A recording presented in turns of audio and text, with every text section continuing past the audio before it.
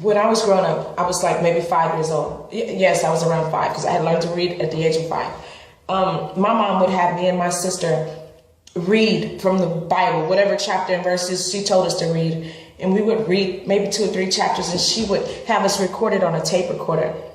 And my mom, when she would get off work, would come home and she would play this back, and she would follow along with what we read in the Word, because she couldn't read it on her own because she didn't know how.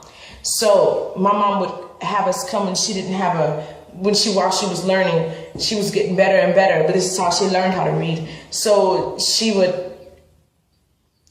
say, Tracy, come here and tell mama what this word is. And it would be simple. To me, it was simple. She would ask me, what does this say? And I would say, mama, that says R, A-R-E. And she would ask me to spell it, A-R-E. I said, it's A-R-E. And that's how she learned. Me and my sister taught my mom how to read. And so, saying all that to say that it doesn't matter where you are. You don't have to stay in the place that you're in. Our children, they're important. They mean the world. They are God's children, and He loves them so much. And as a community, as individuals, as families and people, we have to stand up now. It's time to stand up. I remember growing up, I was involved in volleyball, track, and sports, and I made it to state in track with Arlington High School in Arlington, but nobody came out to see me. It wasn't special because no one was involved. No one cared. It seemed like no one cared because no one came, and I think that if people would have been more involved in my life, my parents, in the things that I was doing, that it would have made me feel important, that it would have made me want to press for more, to reach for more, but nobody did. So I ended up skipping school, smoking weed, just getting involved in all kinds of stuff, and I just stopped caring. I stopped caring because it seemed like nobody else cared. And so I ended up eventually dropping out of high school. I ended up going back and getting my diploma later, and I graduated, but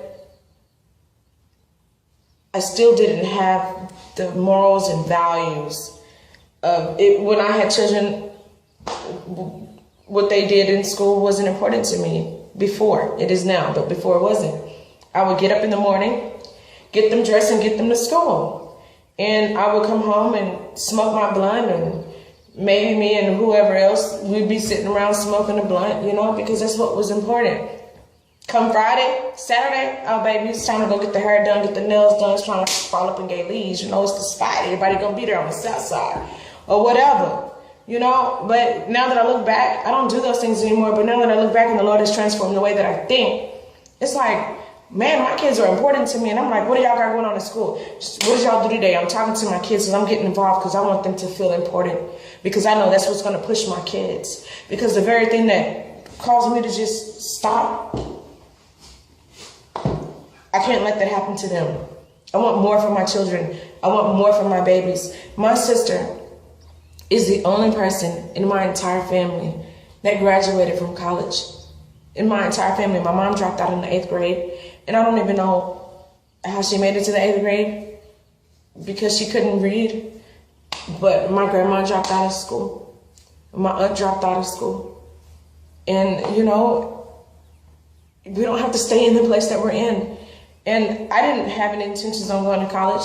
But after 3 years of my sister on me, and she's like, Tracy, you need to, and she would be like, are you going to stay in the same spot? This is before I got saved. Are you going to stay in the same spot you're in 3 years? In a year, you're going to be in the same spot she was in last year. My sister was on me like white on rice. But, the idea of college scared me because I didn't know nothing about college. And that's a big word, And my sister walked me through the steps. She got me enrolled, and I ended up going. And I ended up obtaining 30 college credits. I haven't completed it yet, but I'm going to. And I'm just saying all that to say you don't have to stay in the place that you're in.